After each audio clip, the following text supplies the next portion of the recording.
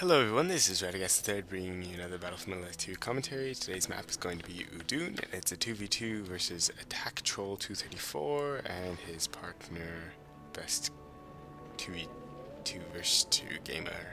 I should say 2vs2GaMeR ever anyway.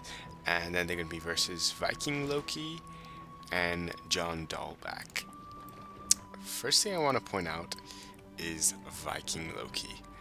Viking-Loke is one of the most amazing map makers in this entire game.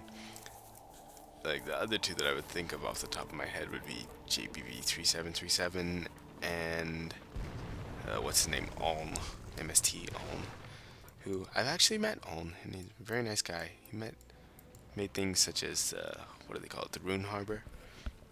I forget what it is, 2v4 Fortress map, terribly fun to play. But yeah, anyways, this is Viking-Loke, the map maker, who apparently actually plays this game aside from just making maps.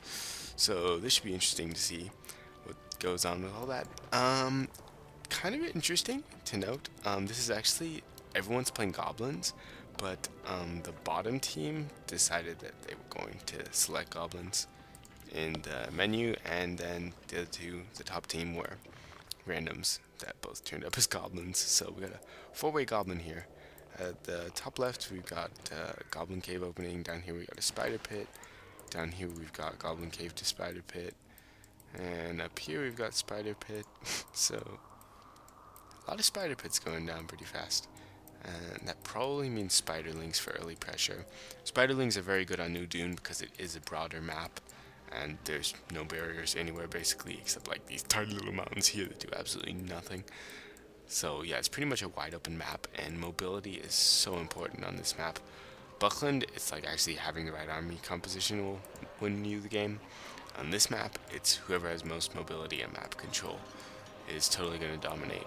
And if you fall behind, good luck catching up.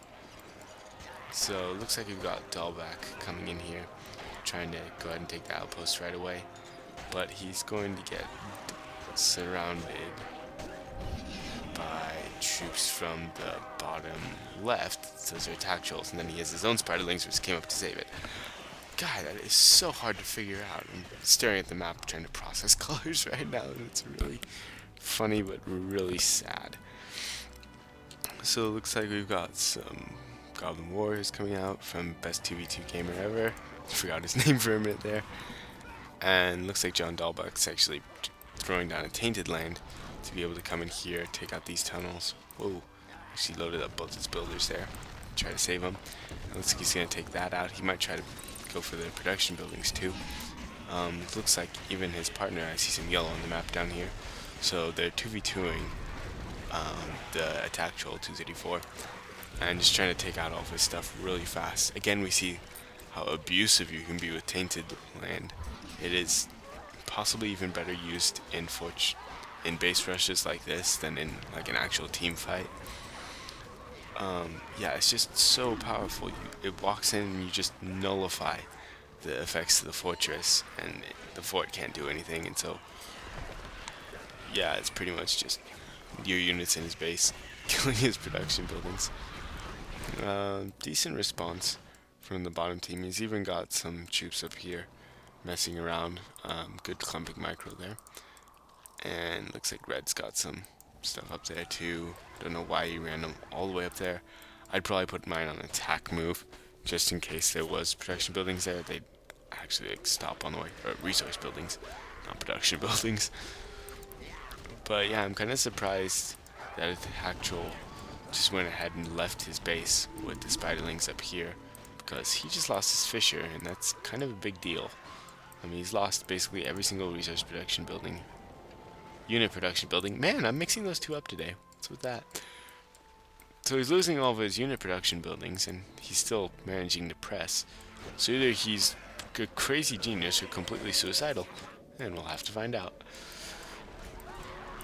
He does have the attack troll in his favor right now. That's just gonna run around the map and mess people up. And if I'm goblins and I see an attack troll coming at me, either I throw down a fissure as fast as I can and upgrade to level 2 and get out pikes like this guy's doing, or I'll just sit there and rage at the guy and then DC on purpose. one of the above. It's probably gonna happen. No, I actually don't DC on people. Like, ever. That's BM. An interesting building locations by Viking-Loke. See, he's got a whole bunch of stuff across the top of the map. Oh, those are actually units. I thought those were resource buildings. But yeah, just playing it safe, keeping stuff in the back of his base. And most players down to about 3 resource production buildings. So a very micro-intensive game. Very strong on pressuring people. And we've also got some stuff going around here. Looks like Yellow, who's at Viking-Loke, he's got a pretty fair amount of spiderlings at the top left part of the map. And managing to defend his base too. And so it looks as though that's actually Red's attack troll. So Red would be the best gamer ever. He's got another one of those coming out. I mean, his name would be the best gamer ever. I don't know if he is, but that's what he calls himself. So, seeing how much one attack troll can tank before it goes down. Very brave attack troll there. Oh, not attack troll, that's... They just call them straight up trolls, don't they? Cave trolls. Okay. It's so confusing. There's attack trolls, there's drummer trolls, there's cave trolls, there's... Oh gosh, what do you call those? Mountain giants. A lot of trollish stuff in this game.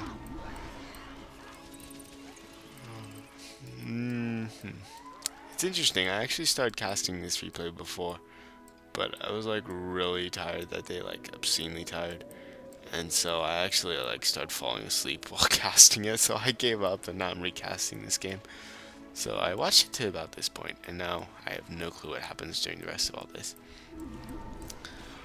We do have an attack troll. There we go again. We have a cave troll trying to come in here and take out this fissure. And down goes the fissure. It is now rubble. And that's all that troll's gonna do. So if he waits long enough, he'll be able to build the rubble back up.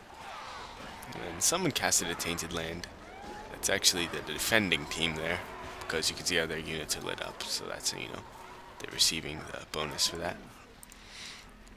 And yeah, just over here, Viking-Loke finally building up a little more resources. And the red player down here is still at the resources he was at before. And so is this person, whoever the heck he is. So yeah, it looks like the top team's a little more macro intensive right now, and I think that's going to help them to pump more units and get a little bit ahead in this game. Just like off the top of my head right now, if I was going to pick a winner, I would say it'd be top team, because I really like the way Viking-Loke's been kind of doing this with the spiderlings. And if you look at the map right now, most of the map, you can see that he's got more units than pretty much anyone.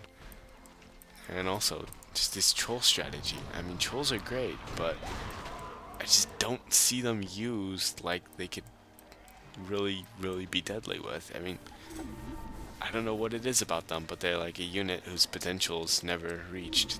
Just, they don't work for some reason. And we're at the 10 PowerPoint stage. Be interesting to know.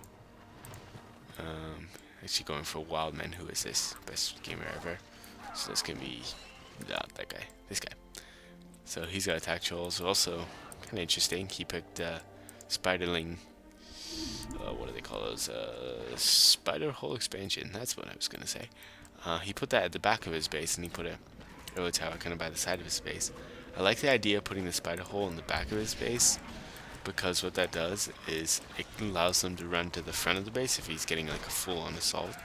And spiderlings have a lot of range. They can probably get to about here or so. But it's totally safe in the back of his base, because the arrow tower doesn't have quite as much range for it to be doing that. And you can see down here, he's got these little spiderlings. Just little guys. Going out there, taking that stuff out, and running back home. Also can reach to all of his production buildings, so I like the placement on that. Just kind of a small thing, but you know, it's kind of cool. So I thought I'd mention it.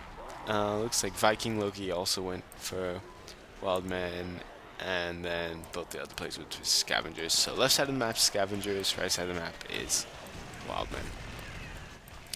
Did I just hear Wildman somewhere? I kind of thought I heard him.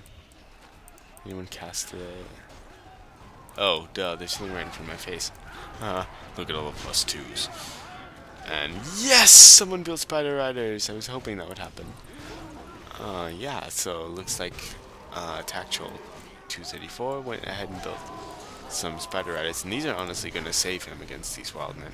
That and the Attack Troll, which is a level Attack Troll. Did it again. That Cave Troll that he's got there. And yeah, getting some +8s. Very nice.